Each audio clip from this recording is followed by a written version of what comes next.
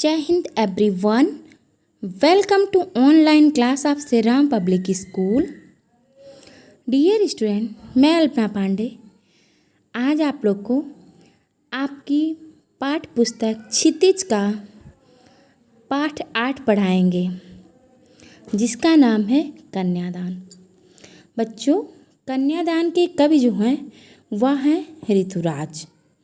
ठीक है, तो पाठ को और बढ़ने से पहले मैं आपको बता दूं, अगर आप मेरे चैनल को सब्सक्राइब नहीं किए हैं तो इसे सब्सक्राइब कर लीजिए, ताकि जो भी मैं वीडियो डालूं वो आपके पास तुरंत पहुंच जाए। और कमेंट करके बताइएगा कि आपको यह वीडियो कैसा लगा। तो आइए पाठ की ओर बढ़ते हैं। जैसा कि जो पाठ है कन्यादान, तो यह एक कविता है और कन्यादान शीर्षक कविता में कवि ऋतुराज ने माँ के द्वारा बेटी को विवाह के समय दी गई सीख का वर्णन किया है। उनकी यह जो सीख है यह परंपरागत सीख से हटकर है। जैसे माँ अक्सर अपने विदाई के समय जो है अपनी बेटी को शिक्षा देती है, अच्छे से रहना, अच्छे से लोगों से बातें करना, खाना पानी बना के खिलाना, लोगों की सेवा करना। इस तरीके से वह कई सीख लोगों को अपनी बेटी को देती है। लेकिन इस कन्यादान पाठ में जो सीख दी गई वो परंपरागत सीख से हटकर है। ठीक है, अलग है थोड़ा सा। वह बेटी को जीवन के वास्तविक संघर्ष से अवगत कराती है। जीवन का वास्तविक संघर्ष जो है उसके बारे में सीख देती है। तो आइए पढ़ते हैं।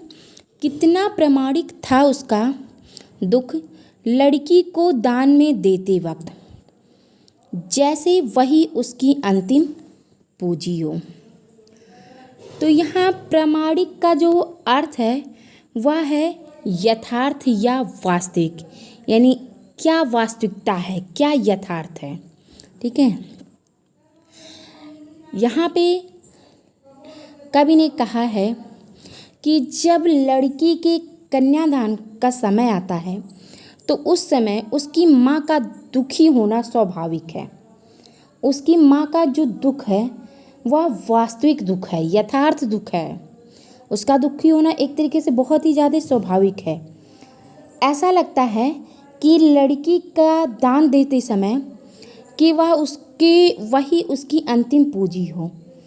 जब माँ जो है अपनी बेटी का कन्यादान करती है तो वह किसी और को दूसरे के हाथ में सौंपती है। और चूँकि लड़की जो है वह अपने माँ बाप के सुख दुख की साथी होती है, अपनी माँ के दुखों की सुखों की हर समय की साथी होती है। बचपन से लेके अभी तक वो लड़की अपने माँ के साथ ही रहती है। और आज विवाह के समय जब उसकी माँ उसका कन्यादान करती है तो उसे ऐसा लगता है कि जैसे उसकी वह बेटी ही उसकी अंतिम पूंजी हो, और आज उसे वह दान में दे रही है। तो यहाँ अंतिम पूंजी लड़की को ही कहा गया है। यानी माँ का यहाँ पे लड़की का कन्यादान करते समय उसका प्रामाणिक दुख है, यानी उसका दुख जो वास्तविक दुख है, यथार्थ दुख है। उसका दुखी होना भी स्वाभाविक है। ठीक है, और वह जब कन्यादान करती है अपनी लड़की का तो उस समय, वक्त का अर्थ होता है समय, उस समय उसे लगता है कि वह अपने जीवन की संपूर्ण राशि को, अपनी जीवन की अंतिम पूंजी दूसरे को सौंप रही है। इस लाइन में बच्चों करुण रस का भाव है। ठीक है, और यहाँ पे एक तरीके से उदाहरण अलंकार का प्रयोग है। लड़की अभी सयानी नहीं थी, अभी इतनी भोली सरल थी कि उसे सुख का आभास तो होता था, लेकिन दुख बाचना नहीं आता था। पाठिका थी वह धुंधले प्रकाश की, कुछ तुकों और कुछ लयबद्ध पंक्तियों की। सयानी का अर्थ होता है समझदार। ठीक है, लड़की अभी सयानी नहीं थी। आगे कभी कह रहा है जिस लड़की की शादी हो रही है वह अभी बहुत अधिक समझदार नहीं थी, बहुत अधिक सयानी नहीं थी, बहुत अधिक समझदार नहीं हुई थी। वह बहुत ही ज़्यादा भोली और सरल थी। ठीक है, यानी वह बहुत ही भोली, अत्यंत सरल स्वभाव की लड़की थी। समाज के जो छल कपट थे उसको वह नहीं जानती थी, उसको वह समझने में असमर्थ थी। ठीक है, उसे सुख का आभास तो होता था। आभास का अर्थ है एहसास। लड़की अपने माँ के घर में रहती थी तो उसे सुख का अनुभव होता था, सुख का एहसास होता था। ठीक है, बाचना का अर्थ होता है एक तरीके से पढ़ना, जानना, लेकिन जो है उसे दुखों को पढ़ना, दुखों को जानना नहीं आता था। दुख क्या होता था वह नहीं जानती थी। क्योंकि लड़की अपने माँ के घर में रही है और जब लड़कियाँ अपने माँ के घर में रहती तो उन्हें हमेशा खुशियाँ ही खुशियाँ मिलती हैं। ठीक है, ससुराल का दुख क्या होता है, ससुराल के कष्ट क्या होते हैं, यह उन्हें बाँचना नहीं आता, यानी उन्हें पढ़ना या समझना नहीं आता था। इसलिए कवि ने कहा है कि लड़की अभी बहुत समझदार नहीं हुई हो, बड़ी हो गई, उसकी शादी हो रही, लेकिन बहुत ज़्यादा वह समझदार नहीं है। उसका स्वभाव बहुत ही भोला, बहुत ही सरल स्वभाव की वो थी। दुनिया का छल कपट क्या है उसे इसका आभास नहीं था। वह सुख का एहसास तो की थी, अपनी माँ के घर में सुख क्या होता है यह वह तो वो जानी, लेकिन दुख क्या होता है, संसार के जो शादी के बाद दुख होते हैं वो दुख क्या होते हैं, तो वह दुख वह नहीं जानती थी। पाठिका थी वह धुंधले प्रकाश की, कुछ तुकों कुछ लयबद्ध पंक्तियों की। ठीक है, तो यहाँ पाठिका का अर्थ होता पढ़ने वाली या अध्येता। यानी आगे कवि कह रहा है कि वह धुंधले प्रकाश, धुंधले का अर्थ होता मध्यम प्रकाश, प्रकाश यानी रोशनी। वह पढ़ने वाली थी कम प्रकाश में, कुछ तुकों और कुछ लयबद्ध पंक्तियों को। तुक क्या होते हैं, तुक वाले शब्द होते हैं। जब आप छोटी क्लास में रहे होंगे तो आपको तुक वाले शब्द पढ़ाए गए होंगे, जैसे आबे, काबे, साबे, दबे, यानी जिस शब्द का अंतिम वर्ड मिलता है उसे हम तुक वाले शब्द कहते हैं। और लयबद्ध पंक्तियाँ या पंक्तियाँ का अर्थ होता है लाइनें। ठीक है, कगार तो लयबद्ध यानी जो लय के साथ, सुर लय के साथ पढ़ा जाता है। तो यहाँ पे है कहने का मतलब कि वह मध्यम रोशनी में पढ़ने वाली पाठिका के समान थी।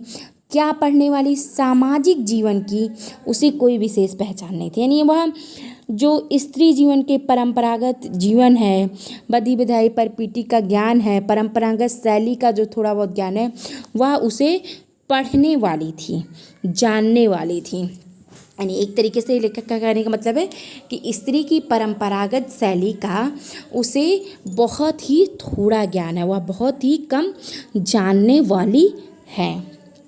नेक्स्ट है, माँ ने कहा पानी में झाँक कर अपने चेहरे पर मत रीझना। आग रोटियां सेकने के लिए है, जलने के लिए नहीं। वस्त्र और आभूषण शाब्दिक भ्रमों की तरह है, बंधन है स्त्री जीवन के। ठीक है, तो यहाँ पे लेखक ने कहा है विदाई के समय कि जब लड़कियों की विदाई होती है तो उसकी माँ अक्सर उन्हें अच्छी अच्छी शिक्षाएं देती हैं। ठीक है, तो यहाँ जो परंपरागत शिक्षाएं माँ अपनी बेटी को देती, उस शिक्षा से हटकर ये शिक्षा है। तो इस समय उनकी लड़की की जो माँ है वो कहती है अपनी बेटी को कि अपने चेहरे की सुंदरता जो है पानी में झाँककर देखकर खुश मत होना। यानी पानी में जब अपने चेहरे की सुंदरता को तुम देखोगी तो सुंदरता पर बहुत ज़्यादा खुश मत होना, अपने चेहरे पर मत रीझना। रीझना का अर्थ होता है खुश होना। अपने चेहरे की सुंदरता पे वो कह रही हैं तुम मोहित मत होना। रीझना का अर्थ है होता है मोहित होना या मुग्ध होना भी हम कह सकते हैं।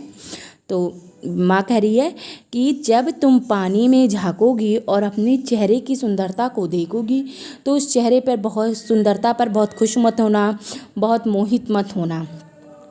क्यों माँ ने ऐसी शिक्षा दी है? वो इसलिए दी है क्योंकि पानी जो होता है वो स्थिर नहीं होता है। यानी पानी में दिखने वाली परछाई भी इसलिए अस्थायी नहीं होती है, पानी हिलती डुलती रहती है और पानी के हिलने डुलने पर परछाई भी अपना रूप बदल लेती है। तो उसकी माँ कहती जिस तरह पानी अस्थाई नहीं होता है, उसमें परछाई अस्थाई नहीं होती, उसी तरह ससुराल पक्ष के लोग जो होते हैं उनका व्यवहार भी अस्थाई नहीं होता है। वो समय समय पर अपना व्यवहार बदलते रहते हैं। इसलिए तुम पानी में झांककर अपने चेहरे की सुंदरता पर मोहित मत होना। ठीक है। और वो कहती हैं कि वो ससुराल पक्ष के लोग कभी भी अपना रूप बदल सकते हैं।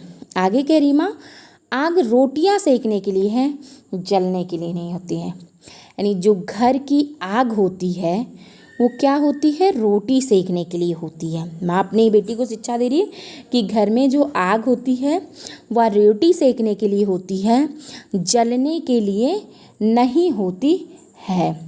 ऐसा माँ इसलिए कहती कि बहुत से लोग ऐसे होते हैं जो धन के लालच में और किसी मतलब धन के लालच में या दहेज के लालच में जो है अपनी पुत्रवधू को जला देते हैं, या जो है उसे इतना कष्ट देते हैं कि वो खुद ही जल जाती है। ठीक है।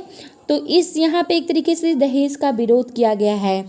जो लोग कभी ने जो बहुओं को जला देते हैं उस पर व्यंग करते हुए कह रहा है कि मतलब घर की जो आग है वो रोटी सेकने के लिए होती है, अपने शरीर को जलाने के लिए नहीं होती है, या कोई हमें जलाए उसके लिए वो आग नहीं होती है। तो कहने का मतलब ये कि वो अपनी बेटी को शिक्षा दे रही है कि जो भी मतलब इस तरीके से अगर कोई भी व्यवहार करता है तो उसके लिए तुम सचेत रहना, उसके लिए तुम पहले से ही सतर्क रहना। वो आगे कह रही, वस्त्र और आभूषण शाब्दिक भ्रमों की तरह है, बंधन है स्त्री जीवन के। ठीक है। यानी वो कह रही हैं कि तुम्हें हमेशा सावधान रहना रहेगा कि कोई तुम्हें जला ना सके। वस्त्र और आभूषण, वो अपनी बेटी को समझाती है कि वस्त्र और आभूषण क्या है, शाब्दिक भ्रम के समान बंधन है स्त्री के जीवन की। यानी जो है ये गहने और कपड़े जो ससुराल पक्ष के लोग देते हैं वह भ्रम में डालने के बंधन हैं कि वह तुमसे बहुत ज़्यादा प्यार करते हैं। अक्सर क्या होता है, स्त्री को वश में रखने के लिए उन्हें तरह तरह के लोग उपहार देते हैं।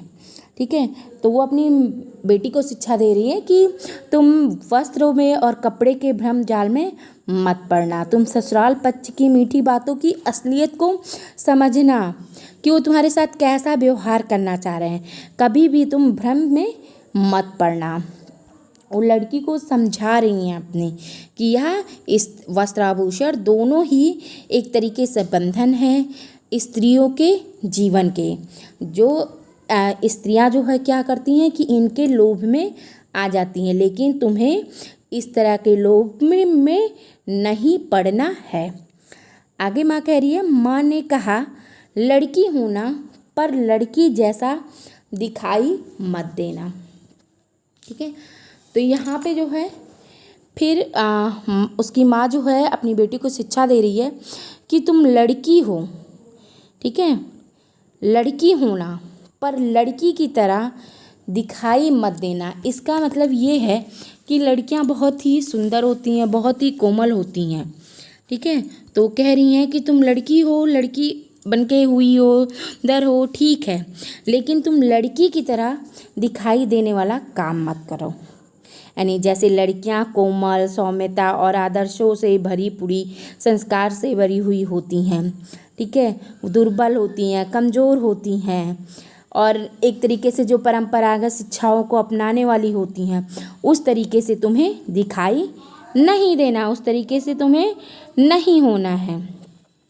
लड़की जैसे गुण तुम्हारे अंदर है, संस्कार तुम्हारे अंदर है, लेकिन तुम्हें उस संस्कार को, उस गुण को अपनी कमजोरी नहीं बनानी है, बल्कि तुम्हें अगर तुम्हारे साथ कोई बुरा व्यवहार कर रहा है, ससुराल के पक्ष के लोग तुम्हारे साथ गलत व्यवहार कर रहे हैं, तो उसका तुम विरोध करना, उसको तुम एक कमज़ोर लड़की की तरह सहना नहीं, और उस ससुराल पक्ष के विपरीत व्यवहार करने के लिए तुम हमेशा तैयार रहना।